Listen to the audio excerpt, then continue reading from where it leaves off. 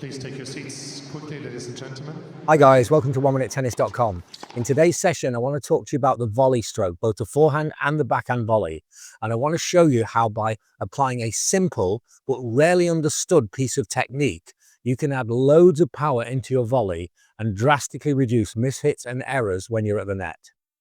When traditional coaches are talking about the volley, I think they give very contradicting pieces of advice, because the first thing that we're told is that we don't take the racket back on the volley. But the second thing is that we should turn on the volley. And if I have my ready position here and I turn on the volley, then I've taken the racket back. And I've also taken it back in a very inefficient way. On the forehand, on the backhand, the same. I turn and the racket's gone back.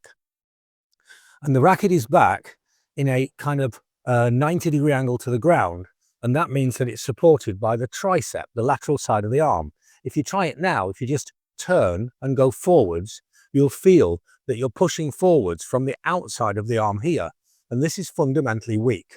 So we don't want to turn early and we don't want to take the racket back the way that we're often told.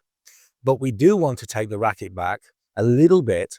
We want to take it back with control and we want to take it back holding it with the medial side of the arm. Let me show you how to do this and how to add real power into your volley today. So you should wait in your ready position, and the ready position for the volley should be slightly further away from the body than normal. We might have a relaxed ready position for ground strokes, but we're just slightly further ahead and slightly higher for the volley. And now the moment that I see whether it's a forehand or a backhand, I'm going to take the racket back to that side and I'm going to keep my elbow forwards. So I'm there and the elbow is forwards. Once again, from this side, I'm there and the elbow is kept forwards. On the backhand, it's even more pronounced. So I'm here and the elbow goes forwards. On the forehand volley, it can't really go forwards, but it can be kept forwards. On the backhand volley, it can actually go forwards. This direction would be better.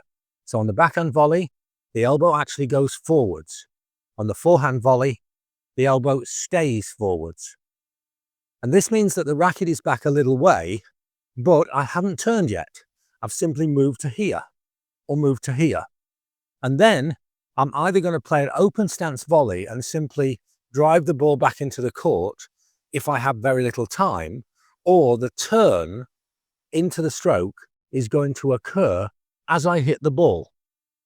So now once again, elbow forwards and turn and drive forwards. Again, elbow forwards, turn and drive forwards. With the elbow forwards ahead of the body, then your weight is slightly ahead of the body as well. And that means that the step and the footwork into the ball will happen naturally, and it will be the correct footwork at exactly the right time. You see, one of the problems with volley footwork is that the footwork has to happen, or the step has to happen at the exact moment that you hit the ball.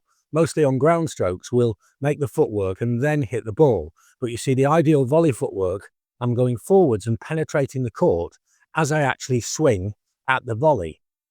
This is very difficult because now we're thinking about footwork, we're thinking about the ball, we're thinking about the technique.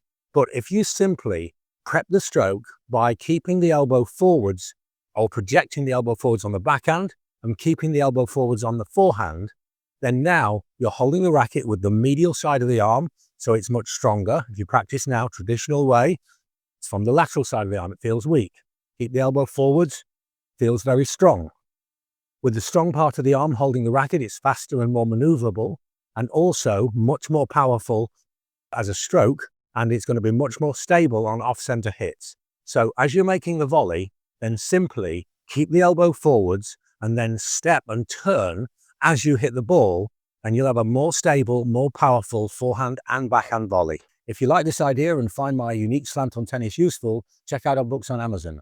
We have books on every aspect of the game, and the books give detailed explanations, great illustrations in very simple solutions such as this. Or join players in over 40 countries that I'm helping with one-to-one coaching. We have a unique, inexpensive service that really works.